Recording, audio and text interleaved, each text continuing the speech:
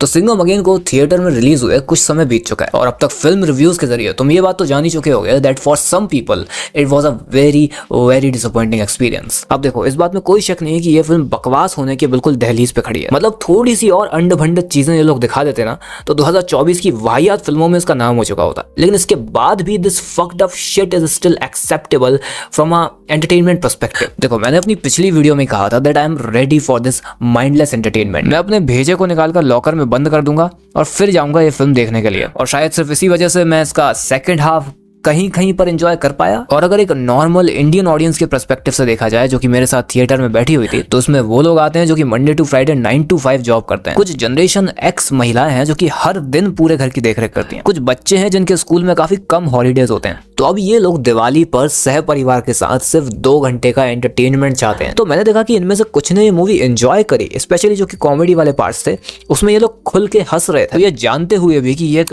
भंड director के भंड franchise की भंड film है, हम ये नहीं कह सकते that is a waste of time और वेस्ट ऑफ मनी, क्योंकि बहुत से लोगों को ऐसा नहीं लग रहा होगा। क्योंकि आगे मैं इसके बारे में बहुत गंदा बोलने वाला हूँ, इसलिए पहले ही सारी पॉजिटिव्स बातें बता देता हूँ। तो सबसे पहले तो अजय देवगन को फादर के कैरेक्टर में देख के बहुत ही होलसम लगता है और साथ ही साथ एक रिस्पेक्ट भी जागती है, क्योंकि तुम जानते हो कि कितने सुपरस्टार्स हैं जो अपने 50s में चल रहे हैं लेकिन उसके बाद भी वो लवर बॉय वाला कैरेक्टर निभाना चाहते हैं, छोटी बच्चियों के साथ काम कर रहे हैं भाई 55 की उम्र में। तो वहीं अजय देवगन ये जानते हैं कि एज एप्रोप्रिएट रोल्स में भी तुम अपना स्क्रीन प्रेजेंस निखार सकते हो। तो वो जो कन्वर्सेशन सिंघम और उसके बेटे के बीच होती है वो काफी होलसम तो लगती है। देन रामायण के ग्लिम्स जो ये मूवी बीच बीच में देती है पैरेलल क्रिएट करने के लिए, वो कहीं कहीं पर हिट तो होते हैं। एंड सरप्राइजिंगली, जो कि मैंने कभी नहीं सोचा था कि मैं ऐसा कभी बोलूंगा भी, Ranveer Singh is actually heart of this film. Audience bore हो रही थी लेकिन सेकंड हाफ में जैसे ही रणवीर सिंह आता है पूरी पिक्चर में जान आ जाती है। आई नो वो काफी क्लीशे कॉमेडी प्रेजेंट करता है बट ऑडियंस हंस रही थी भाई, उसके लिए चीयर कर रही थी। ट्रेलर देख के मुझे लगा था कि यार इसको टॉलरेट करना पड़ेगा,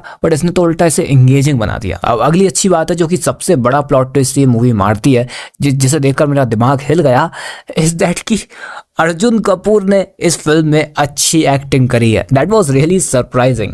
अब तो इसका भी कमबैक हो गया, पता नहीं मेरा कब होगा। अब बस और इस फिल्म को मैं डिफेंड नहीं कर सकता क्योंकि कभी ना कभी तो ऊपर जाके हमें भगवान को जवाब देना है। तो भाई छिछोरे मूवी में एक डायलॉग था कि तुझे 24 घंटे दिए थे कुछ अच्छा लिखने के लिए और तू पॉटी पे धनिया डाल के लाया है। यही सेम चीज मुझे इस फिल्म के साथ फील हुई भाई। ऊपर से तो काफी कलरफुल टॉपिंग्स डाली हुई हैं मगर हटा के देखा तो गू, जो कि मेरे इस वीडियो का टॉपिक भी है कि इन्होंने कितना अच्छा खासा पोटेंशियल वेस्ट किया है। सबसे बड़ा वेस्टेज किया है इन्होंने सिंघम के पोटेंशियल का। अब हम जैसे जेनजीज के लिए सिंघम काफी नॉस्टैल्जिक कैरेक्टर रहा है क्योंकि हम सभी ने इसे टीवी पर टेलीकास्ट होते हुए कई बार देखा है, स्टार गोल्ड चैनल पर। तो सिंघम के कैरेक्टर में बहुत पोटेंशियल था, तुम काफी बड़ी ऑडियंस गेन कर सकते थे अगर कहानी सिर्फ उसी के बारे में होती तो। क्योंकि दूसरे कैरेक्टर्स को दिखाने में तुमने इतना टाइम पास किया है कि मैं भूल ही गया कि यह सिंघम की कहानी है। अगला पोटेंशियल इन्होंने वेस्ट किया रामायण का। तुमने रामायण से इंस्पायर्ड होकर इसकी कहानी को लिखा जो कि ग्राउंड लेवल पे देखा जाए तो अच्छी बात है, लेकिन फिर तुम रामायण के इतने पावरफुल मूवमेंट्स को वेस्ट क्यों कर रहे हो? जब तुम इस महाकाव्य से कंटेंट निकाल रहे हो तो अच्छे से निकालो ना। नहीं वो विलन श्रीलंका से है, उसको ये वहां जाके मारे आता है, बस हो गई फिल्म, ताली बजा दो। देखो रामायण का पोटेंशियल इन्होंने कैसे वेस्ट किया है इसका मैं एक एग्जांपल देता हूँ। लंका दहन रामायण का कितना पावरफुल मूवमेंट है और उसको ये लोग बड़े ही अननेसेसरी तरह से दिखाते हैं। रणवीर सिंह एक कार चला रहा है जिसमें गैस के सिलेंडर रखे हुए हैं, वो नीचे गिर जाते हैं तो वहां आग लग जाती है, लेकिन इससे अर्जुन कपूर का क्या नुकसान हो रहा है? लंका दहन की खासियत ही यही है कि उसके बाद रावण को थोड़ा सा नुकसान फील होता है। एक तो पूरा महल जल गया और ऊपर से उसकी थोड़ी सी फटती है कि यार शायद मैंने किसी गलत इंसान से पंगा ले लिया है, जिस वजह से ये सीन बहुत बड़ा इंपैक्ट छोड़कर जाता है। अब इस फिल्म में आग तो लगी है लेकिन वो पूरी वेस्ट गई है क्योंकि उससे विलन को रत्ती भर फर्क नहीं पड़ा। इससे बेटर आइडिया ये हो सकता था कि देखो इस मूवी में अर्जुन कपूर ड्रग्स की स्मगलिंग करता है, तो जिस जगह पे सिम्बा और इसकी मीटिंग होती है उसी जगह पे इसका ड्रग्स का कारोबार रख देते, तो सिम्बा भागते समय सारे ड्रग्स जला के भाग जाता। अब ये सीन कोई इंपैक्ट छोड़ सकता था।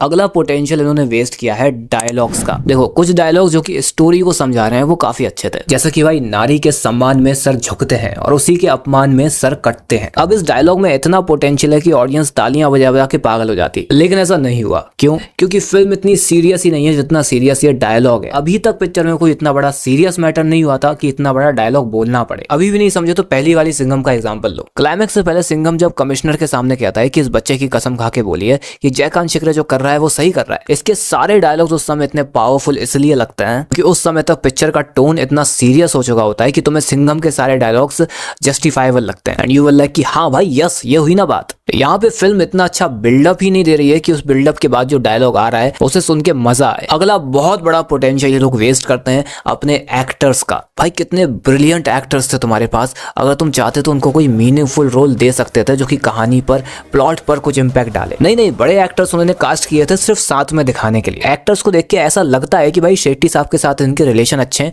इसलिए ये लोग आ गए 5 मिनट का परफॉर्मेंस देने के लिए, इसके बाद इनको अगली फिल्म के लिए जाना है। की जगह अगर तुम एक्टर्स को लिमिटेड ही दिखाते लेकिन जितना दिखाते उतना इंपैक्टफुल रहता तो शायद फिल्म देखने में थोड़ा मजा आता और कम से कम सिंघम की फिल्म सिंघम को मिल पाती। बाकी भाई मैं तो बस इतना ही कहूंगा कि पहले मैं एक्साइटेड था सूर्यवंशी देखने के बाद कि यार ये लोग कुछ खास लेके आएंगे जब ये लोग अपना अगला कोलैब करेंगे। देखो सूर्यवंशी कहानी पहली बात तो सूर्यवंशी के बारे में थी, ऊपर से कहानी में वो बिल्डअप इतना अच्छा देते हैं कि कंक्लूजन में जो भी होता है उसे देखकर मजा आता है। मुझे लगा कि सेम फील हो सकता है ऐसे भी देखकर आए, लेकिन मैं समझ गया हूँ कि सेम चीज हर बार वर्क नहीं करती, स्पेशली जब तुम्हारे पास कोई अच्छी स्टोरी ना हो। तो जो थोड़ी बहुत भी उम्मीद कॉप यूनिवर्स से थी अब वो उतनी भी नहीं है। मैं I am just over with it. I don't care कि चुलबुल पांडे कहाँ से टपक गया और मिशन चुलबुल सिंघम कोई बहुत बड़ा इवेंट होने वाला है, ऐसा मुझे फील भी नहीं हो रहा है। बाकी इसी के साथ इस वीडियो को खत्म करते हैं। I don't want to waste my energy क्योंकि मुझे अभी भूल भुलैया 3 की बुराइयां करनी है। So good bye guys, the alternative cinema will always be here.